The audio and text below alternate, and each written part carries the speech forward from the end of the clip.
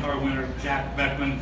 This is his third win. He has never lost when he's made it to the final round of this event, and is $100,000 richer for the event. Jack, talk about how much fun this event is. The best of the best, just going out there and just racing for a large amount of money, not worrying about points, and just kind of seeing who's got the baddest hot rod. Well, there's been several years I didn't even qualify for the shootout, and those years I didn't care. That's what I had to tell myself, because it was depressing to not qualify for the shootout.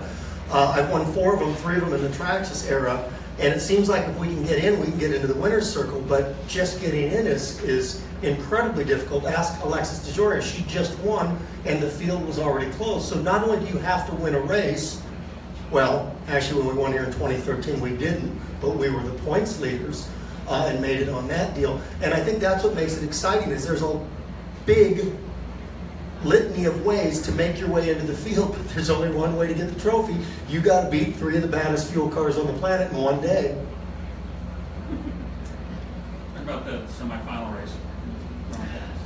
Yeah. You know, I wish I had a crystal ball and somebody says, hey, if you guys run a 494, you'll win. Because we just slowed our car way down and drove it down there safely.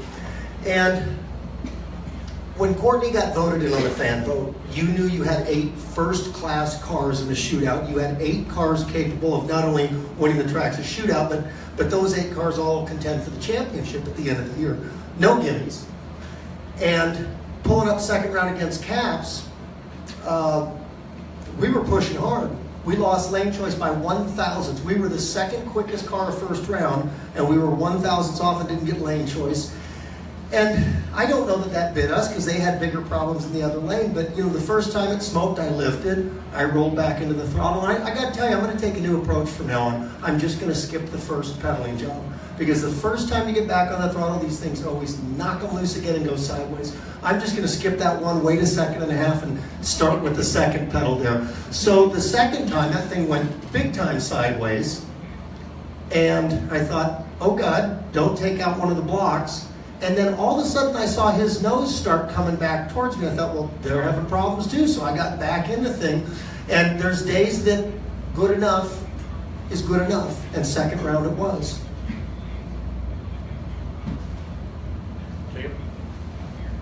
Yeah, Jake, you better come up with something. That's why they pay you the big bucks. For God's sakes, man, be creative. Yeah, you managed not to blow the car up in the final. Yeah. Thanks, Dad. Yeah. Sound like one of my crew chiefs now. Yeah, you know, about 920 feet, the windshield split. Just cracked all the way across. And I had already deployed the chutes at that time. I hit the handles before the finish line. And I'm just getting ready to step off the throttle. I'm like, well, that's bizarre. And usually that's a direct result of the supercharger leaving the engine at a high velocity. And so I got the result without the cause. And I thought, well, that's weird. We didn't blow up. It just... apparently it didn't want to go 325 miles an hour anymore. But you know, it always seems like there's something that makes this Traxxas final round eventful. When I won here in 2013, we drug the car at about 1,018 pieces up to the winner's circle. So we broke even on that 100,000. And this year all we got to do is replace a windshield, so we're ahead. You know, I do want to say something. When we won Norwalk, Terry Chandler has 2 funny cars, and always will have 2 funny cars as long as these teams are running. It's the Infinite Hero team and it's the Make-A-Wish team. And that was the last race where her car took a trophy when she was still alive. Friday we did her memorial, and it was just a way for us, I think, to come to terms with the fact that we're not going to see her here anymore. You know, she'll live on in our thoughts, but we're not going to see her at the racetrack anymore. And I still struggle with it, even with that memorial. And that Make-A-Wish car has been on a tear making final rounds, but hasn't closed the deal since she passed away. This is the first trophy since Terry passed away. So I think it's a fitting way to bookend her physical time out here on the NHRA tour. But she's going to keep going on with us and doing some great things. You mentioned you saw